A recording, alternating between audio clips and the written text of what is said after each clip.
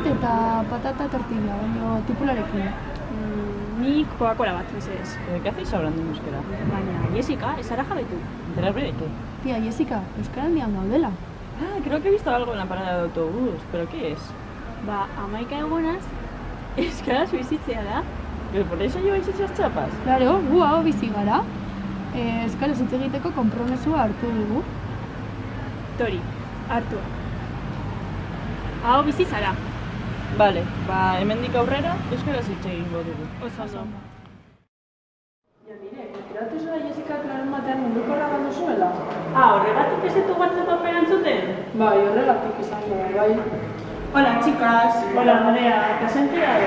Que me ha contado Iranchu que Jessica perdió su móvil el sábado. Hala, no me he enterado, pero podemos seguir hablando en euskera, En euskera, si tú has hablado euskera en tu vida. Bai, baina pizkan bat ulertzen dut, y me he comprometido a tener conversaciones en euskera, aunque no me entienda muy bien, belarri prest naiz. Hori dira naiz, eta euskaraz mintzatu ulertzen dutenak, ez?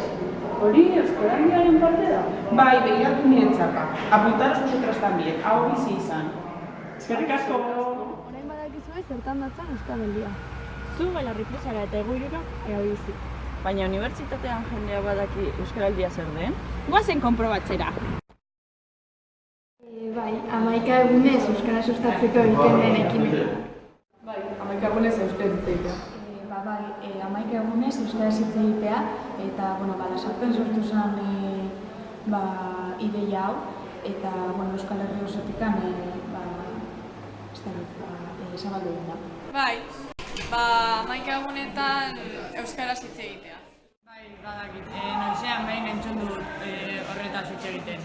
Bai, badakit zer da Euskaraldia. Euskaraldia da ekimen bat 11 egunez euskaraz egiteko, eta, bi rol daude, hau bizi edo belarri prest. Bai, euskaraldia da 11 egunetan egiten den proposamena euskaraz hitz egiteko.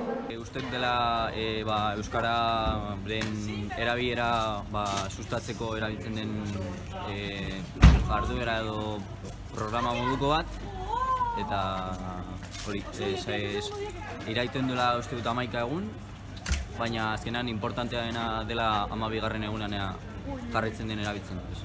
Euskaraz hitz egitera animatuko gara. Bai, baina en la universidad euskaraz hitz egiten dute. Bai, ez da askotan, baina kuadriako batzuekin bai, aizparekin batzuetan, eta gero batzataldean, eta unibertsitatean batzuetan. Bai, unibertsitatean, etxean, lagunekin. Soilik klasean. Bai, etxean, lagunekin, eta aldudan gehienetan. Orokorrean klasean bai, baina eskolaz kanpo ez. Bai, klasean normalean hitz egiten dugu euskaraz, eta gero lanean batez ere beti euskaraz jarduten dut, eta etxeen batzuetan bai, beste batzuetan ez.